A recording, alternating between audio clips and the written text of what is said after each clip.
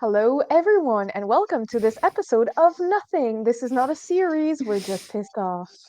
So, today's topic is GPT-3, OpenChat, machines writing, thinking, spewing words for us, at us, by us. Let's start by introducing ourselves. Hello, my name is Myriam, and I work as an SEO. Been doing that for 15 years. On to Stéphanie. Hey, I'm Stephanie. I'm a UX designer for like 12 more years, something like that. Sophie. I am a developer and a maker of all sorts of stuff. And I do believe you're one of them streamers, aren't you?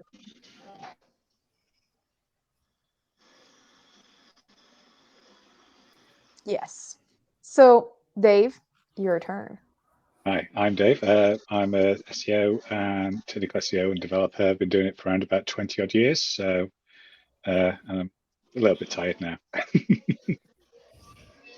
Three of us are hypothetically goth.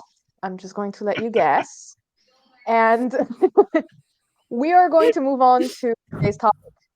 So, if you're on Twitter, if you're on Mastodon, if you're on LinkedIn, there is only one topic dominating everything. People have gone, forget my kids teaching me stuff on LinkedIn. People have forgotten mainly about Elon Musk on Twitter.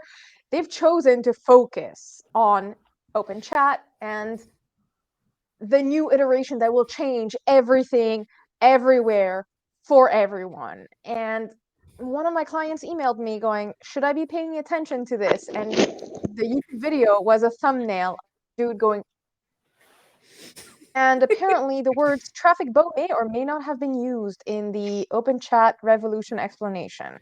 Yes, Traffic Dave, what? this is one of the reasons. What is it? Traffic what? A traffic boner. Apparently, you can Okay, get a sorry. traffic boner. I know. Is I this decided. an SEO official term? I need to know. No, we don't. Can we make We it also into don't. one? Yes. We don't have like ranking pap smears. We don't have ovulation discussions in SEO. It's just not a thing, and neither are traffic boners. But apparently, they're trying. So we're the alternative to traffic boners, and we're here to discuss the fact. Yes. Please tell me what image on Unsplash you would choose for a Google slide on On traffic traffic boners, boner. that is There's absolutely a question you could ask to the machine, and I think it would be declined to answer.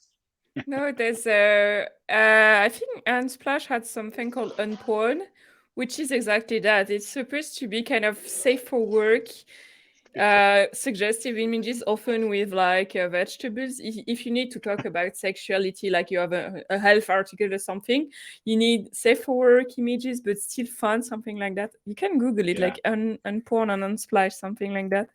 Share our bushes with cucumbers and all this kind of stuff. Yeah. Yeah, Yes, that's cute. but I saw some like heavy duty polyamorous vegetable on fruit action in Unsplash. Just, I know, Sophie, you're looking a bit traumatized, but it's true.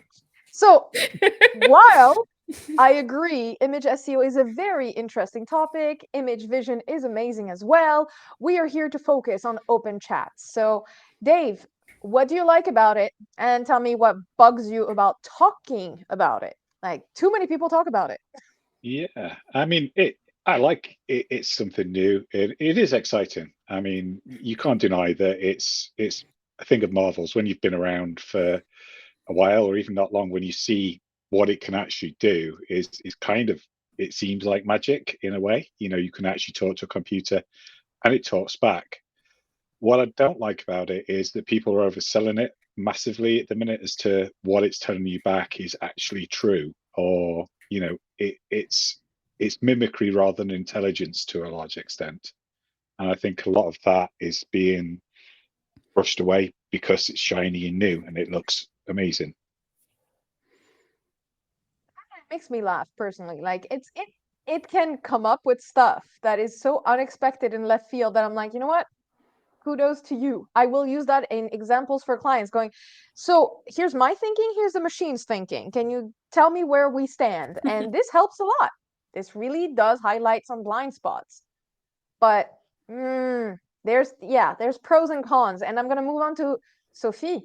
Sophie, you have opinions about this. You told me you could have an entire podcast series on this. Yes, a series. So, yes, we should be talking about this. Yes, we should all pay attention.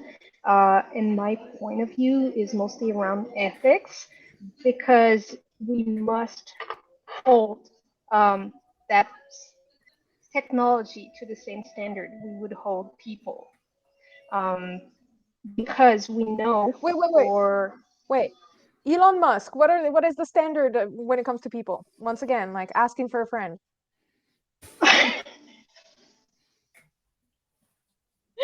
Leaving the screen. So many words in my head right now. No, but Please help me. I genuinely agree. Yes.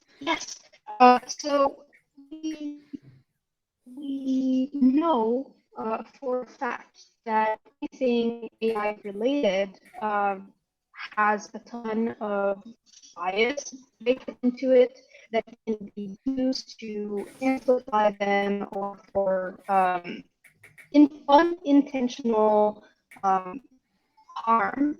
And as it may look very powerful, and it is very impressive, we must I have to stay say, critical. Sophie, you sound a bit like a robot right now, and I'm questioning things. I mean, she was replaced. Were you replaced? Could you be replaced, actually? Like, could we replace Sophie? I did try. I will say there is a limit to this, and I did ask it to create a biography for me for conferences because I want to try that. And I asked for Stéphanie as well, and it's telling me I do not know who this person is. I'm not allowed to give details about people like this. And this is one of the limits I found very interesting. But then something really strange happened with this content. And I'm gonna pass it over because in terms of ethics, there's huge problems, and we'll dive in a bit deeper. But I think Stéphanie has to tell you about the Barnum effect we encountered. There was a very, very strong Barnum effect where I read our biographies that the tool produced, and I was like, this is eerily close to many, many careers in SEO. This is eerily close to many careers in UX. And we were able to suss out things, figure out what the machine was doing, because Stéphanie has a very unusual path to her career. So I don't know, Stéphanie, if you remember, but the machine made up an entire career trajectory for you, and you're like, nope. I did not intern at an agency. I did not do this. I did not do that. Because the Barnum effect is so strong. It's like horoscopes, but they're giving you like career horoscopes. And it sounds so good, that if you don't know the person, you're kind of tempted to say it rings true. So it's generic enough, to be honest. Yes. That's the issue. But the thing is, do we know the data set it was trained on? Because it kind of, I tried to search, but it looks like a black box. Like we don't really know. That. It says it's was trained. It's not connected on internet, so you can't ask it to summarize a website. For instance, like if you have an article, you can't technically ask it make a summary of that article. But it's not connected on internet, but it's supposed to have data set from a few years ago, because there was an experiment in the UX community where there's UX Collective who writes this kind of State of UX 2022, and they did an experiment and they asked ChatGPT to write it. And it was very, very, very funny because at some point they asked about tools, and the tools it was throwing out are kind of very outdated tools. Like, I don't know what happened. I don't think InVision Studio is still alive. I love the Marvel, but I don't think it exists anymore. So it was very strange to see 2022 and say, oh yeah, like tools you use today. So I'm wondering when, what's the latest data set that it has, basically. I can tell you because it told me. It's like, Oh, you hey, asked I it. can't give you. I kind of reached a few limits. It told me up front, like, listen, I stopped training in 2021. Ask me for Yeah, more. Like that's what there I is had that little. too. Yeah, that's also in the documentation on the website. Yeah, but it's dead right now, or is it me? Because at the moment Wikipedia is dead for me, and ChatGPT is dead. So is it Yeah. dead just for me? No, they Maybe turned they it off. powered with the same thing. It's listening Sorry? to No, us. but It knows. no, they've been running in and out of problems lately. I think it's because there's too many people and they're also Yeah. launching their professional solution. But one of the things that bugs me with everyone going, and you can ask it to do this and you can ask it to do that. And I mean, that's nice. But if I ask it to act like a comedian and come up with a skit about SEO, it took me 3 different tries, like me asking them to keep going and like come up with a better answer. And then I gave up. I still couldn't make it not sexist. It was very intense. Like it was basically telling me, oh, trying to understand SEO is kind of like trying to understand the mind of a woman. Really? Excuse me? Yeah. So when we asked the question, what data set was it trained on? I have a few problems with it. Number one, are we training it on stuff that we know to be biased and not represent the society we want to be, but the society we tolerated? The second element is, are we training it on copyrighted material without paying people? Because I have questions about this. If we are training it on artists, for example, let's say Midjourney is going through some works of arts that are not open source, that are not free of rights, that are not old enough, and the person is still alive and making money off of them because that's their career. What are we doing here? We're actively stealing someone's work to be able to mass reproduce it.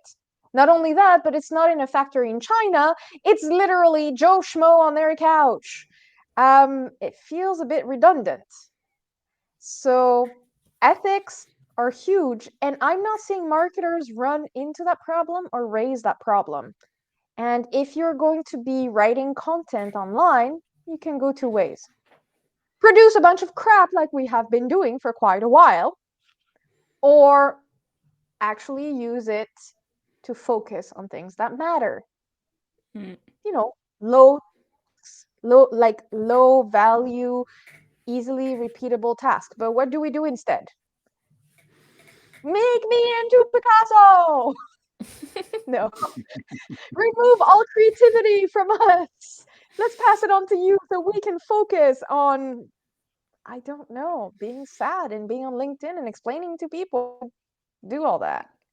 So I have a question. Sophie, have you seen people use OpenChat to generate code? What's your opinion on that? Yes, I saw, and I was impressed. I didn't try yet, but I saw someone generate a clock and some very basic things. I don't think it is ready to build a complete app, but it can help with some basic stuff, and I was impressed. Um, is the code good? No, because there are bugs. It's machine generated code. Would you That is expect a believable. machine? Yeah, would you expect a machine to understand instructions given by someone if even professionals have a hard time getting the right specs? So It's no, but it is a whole thing, and this is what makes me more and more interested in that technology, is that everybody says is going to replace us. Fantastic. No, but I'm game. Like, replace all the aspects I don't like and let me focus on the stuff that I like. Is that, I mean, I was promised flying cars, jetpacks, and this. Hoverboards. Oh, that don't catch on fire. So Yeah. that is an almost internet antique vintage reference. If you don't know what this is about, Google it. Oh yes, on to that. Stéphanie, you keep seeing people saying it will replace Google. What's your opinion? The thing is, it's not plugged on internet, so it can't really replace Google because you can't get any accurate data at the moment. So there's that. That's too Also, rational. yeah. Also, it's a language model, so it's like I love. There's a YouTuber that described ChatGPT as, you know, this game on Twitter where you start a sentence and you tell people to complete the sentence by using the stuff that the Android or iOS keyboard will give them. It's basically, he described ChatGPT is like, it's like that but on steroids. It's like when it's writing, it's not intelligent in a sense of it doesn't really understand kind of in a sentient way the thing. It's trying to predict what's going the most kind of rational next word, and then the next word, and then the next one, and then the next one. So I'm very amused when I see people say, "Oh, I asked about the future of UX design to ChatGPT." It's like, yeah, I don't think you understand, like, basically how this thing works. It can't predict anything except the next word in the sentence, basically. So that's the thing. And I'm a little bit worried because I've seen like some people who are supposed to be journalists kind of explain, oh, it's amazing, you have all this technology and stuff. And it was kind of the same thing where the journalist that just fell into the trap where he didn't really understand how the technology was working. And that's what makes me a little bit worried is it's kind of, I think people might project a lot of things on that technology, you know, kind of expect it to do stuff it can't do today. Maybe in a few years it will be able to do it. Maybe they will plug it into internet, something like that. But remember last years we plugged on internet, like how long before it became very, very shitty? 24 hours before the Microsoft one on Twitter became completely out of control. Not out of control. It was just a raging Nazi. Let's be very specific into this. Because there was another chatbot with under 24 hours, it was ready to tell people, maybe you should kill yourself. So See? for a mental health chatbot, like, good game. But I'm going to jump to you, Dave, because you hold the keys to something that everybody wants to know. What does Google think about machine-generated content? I know. And bonus, because you are a smart individual, how will they detect it? How will they know that I kind of like asked, the machine to write my homework? Yeah. I think it's kind of that's the second hot button topic, isn't it, at the minute? Everyone, what will Google rank this piece of lovely work that I've created? And I don't think it's necessarily an exact science either way, but these things need fingerprints. If you go and generate 3 or 4 different articles about things, they're very generic in the way that they come back. And I think one of the things it can do, it tends to hallucinate. It tends to come out with very strange things in the middle. So people may be editing things, but they've all got a very similar flow, a very feel, and it's always very superficial because by the nature it has to be, because it doesn't understand these things. So I'm not necessarily sure they are exactly going, this is definitely come from GTP3, or this is definitely come from that, which doesn't tend to be the Google way so much. They tend to steer towards the goal. And in some ways, if it's producing something that's high quality, reads well, and gets you the right stuff, it kind of doesn't matter if they rank it. But it's basically it's targeting what the issue is. It's targeting if it's just churning out filler, which invariably it does. It's convincing filler sometimes, but a lot of it is just it's filler. And I think they're looking more to that rather than go, your AP, you've done it AI, you've done it language model. And no, you've written it, because you can also write something that's absolute filler and junk as well. So I'm why really not? good at this. after 15 years in SEO, you learn. You learn the wrong things. And I think what this can do, though, it can help a lot. If you're an expert in everything but writing, this can help you fill in those blanks, but you know the facts and you can correct it.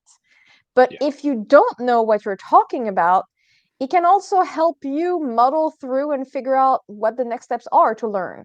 So it's a nice assistant. Like, personally, if I were to learn more about, let's say, Python, I would probably ask a machine first before having a human take over my keyboard and going, no, you don't get it, let me do it for you, which will always happen. Like, I like having a machine is unflappable in front of me. So this is nice. However, Sophie, I have to admit, I tried to break it. I tried to be unethical and I succeeded. I asked it to create deodorant names for mediocre white men in tech. And it actually returned some pretty amazing choices, like really, really good. However, I learned that I was not insulting enough because the machine took me seriously and was like, let me do my best. When I said, do the same thing but refine the tech bro deodorant, it's like, I do not condone you making fun of people, I'm not here for that. I'm like, but you just did, though. You just did. So these nuances are a bit lost, and it does the opposite too. You can ask it 5 different questions on the same topic and it will spit out the same exact content. So I predict a lot of duplicates on the web. But for you, how would you use it day to day, Sophie? What would you do in an ideal world if you do not face marketers selling this thing to you? So I've had a couple of ideas, and you know how random they can be. So they're not ideas to break it, but to show like how fakely profound it can be, or how generic and without any creativity, actually. So one of them, you remember the podcast I wanted to do on reading random Wikipedia articles over epic sounds, epic music. I asked uh, it to create meditation scripts on weird topics, like a meditation script for an LED light, or inspired by, what did I do? Inspired by random things. And it was so cheesy and so generic, but it did make sense. And I don't know what it actually tells about what it was trained on. Well, let me stop you right there.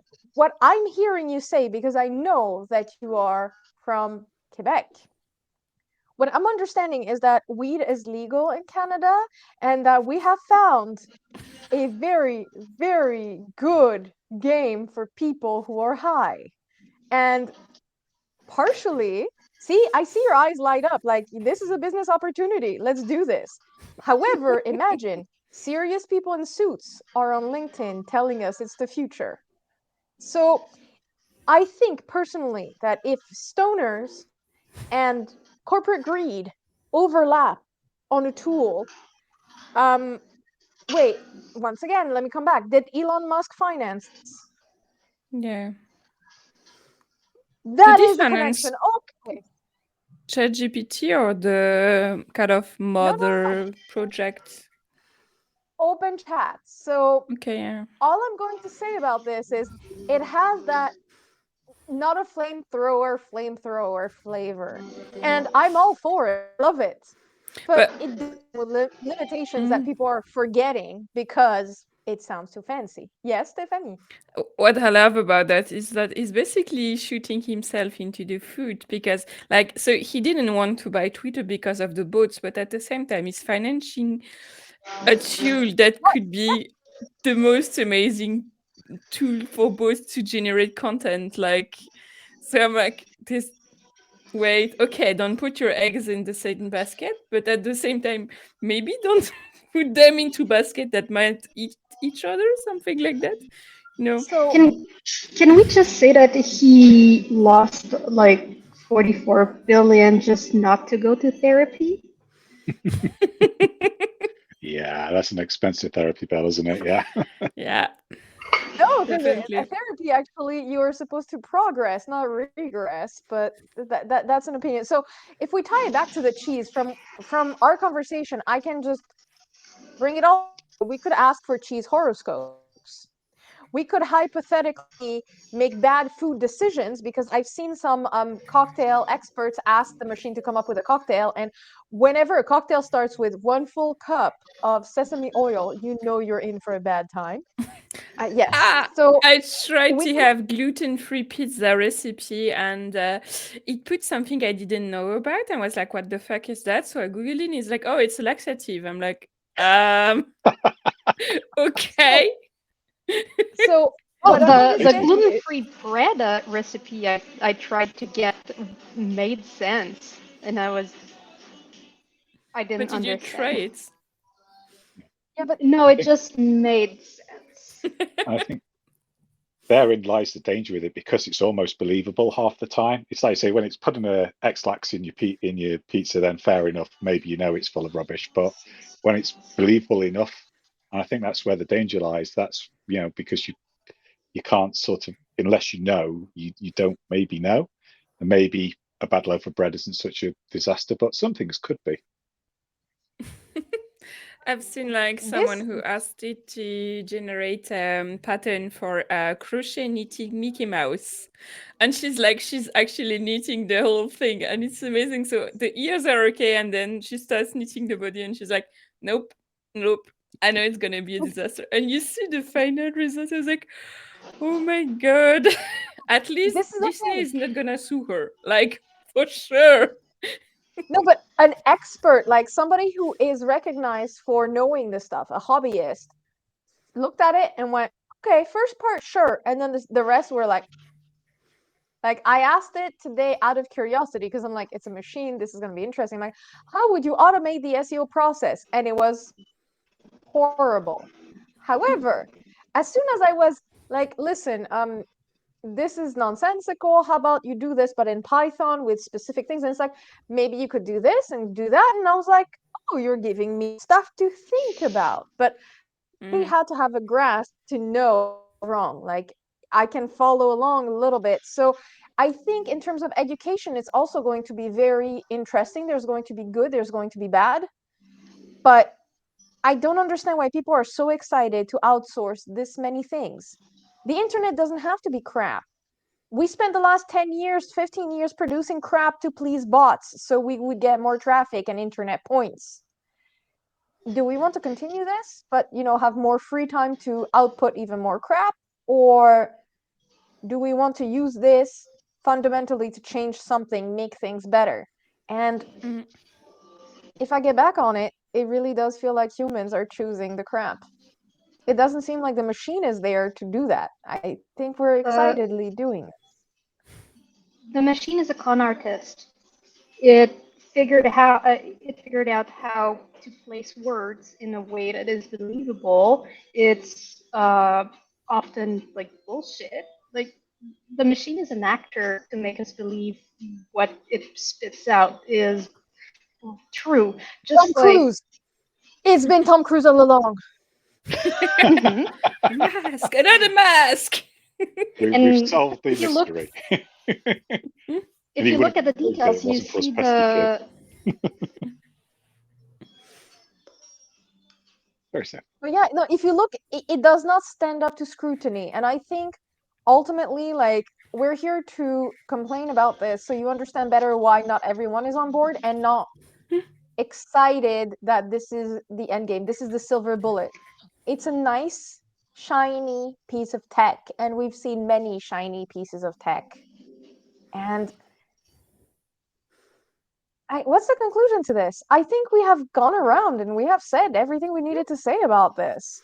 Like, So You know, Is it the like future Amazon of- Echo. No, but you know, like Amazon Echo, it was supposed to be the future. And now a lot of people call it just a glorified alarm clock. So how should we call No, ChatGPT in a no. few years? It's a con artist. Yeah, Good con have. artist. I So, like it. It is.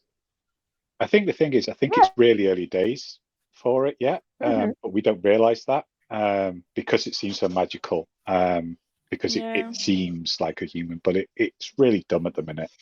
And it's like you say it's a con artist. It plays very much to the human nature of narrative. We're addicted to narrative, and we'll pack bond with anything. People love the Roombas and give it names, so it seems like us, so we'll bond with it.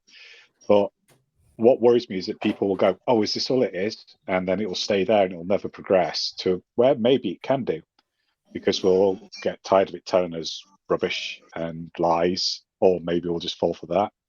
But I don't know. I mean, I think it can go somewhere, but I think we're years away from where we think we are now as to where we really Wait are. a minute. So I'm calling it Tom Cruise. You're calling it a Pokemon. Sophie is calling it a con artist. Stephanie, No, what's your take? I'm calling it a glorified secretary because it's my use today, which is basically English is not my native language. So I'm giving it a sentence like, oh, could you rephrase that? And then I'm just like picking the one. I was like, oh, it sounds smarter than the way I did it. So glorified secretary at the moment for me. It is less sassy and it could be a virtual assistant. So let's just say Yeah. that. Yeah, this could work. So But this I would be more input in him line with kind of it, him, her, I don't know. I input quality data to it, like I'm giving it the whole structure, the idea. All I expect is like, yeah, change maybe some words or find nicer sentences that I wouldn't come up with. But that's basically it. So I think if you input something that is kind of quality content or like accurate content and you just ask it to play around with sentences, rephrase it and stuff like that, for now it's quite decent. But if you have it generate from scratch, I wouldn't trust it to generate something from scratch. I think you need to be really, really good at the prompt you give it. Because I gave it a really good prompt this morning and I said it to my colleagues, like I was joking around, like, look, I asked it to basically write our we're launching a new tool. So I gave it all the USP, unique selling point of the new tool, like very long prompt. And my colleagues was like, oh, this is very good. Like, what did you do? Is like, I fed him what it needed and it just like rearranged it in a nice way, So it's like, Are you Sophie? are sorry. you saying that you used a language model to do some language stuff? Yes, shocking.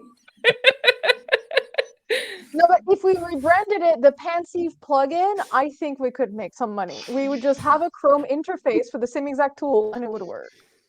But does So, it understand, like if you have it to be more sassy or something like that, like different yes, tones or yes, I levels asked it and to be majestic. I did not whoa. regret that decision one bit. I also asked it to narrate and have a conversation with me as Bender from Futurama, and the first thing it told me was, bite my shiny metal ass, which made me go, which I understand. It's so shiny. I get it. But ultimately, I think we brought a very interesting points from an ethics point of view, from a future point of view. Where are we taking this tech? And from a human perspective, like we are suckers. A sucker is born every minute. Yep, this is us. So I'm going to conclude this because I don't want to keep it too long. Like I genuinely want to know what other people think about it, what good prompts they found, what's been genuinely useful versus fun, and let's just remind each other to have this chat in another 6 months to a year to see how far things have progressed. Thank you, everyone. See you soon. See you soon. Bye.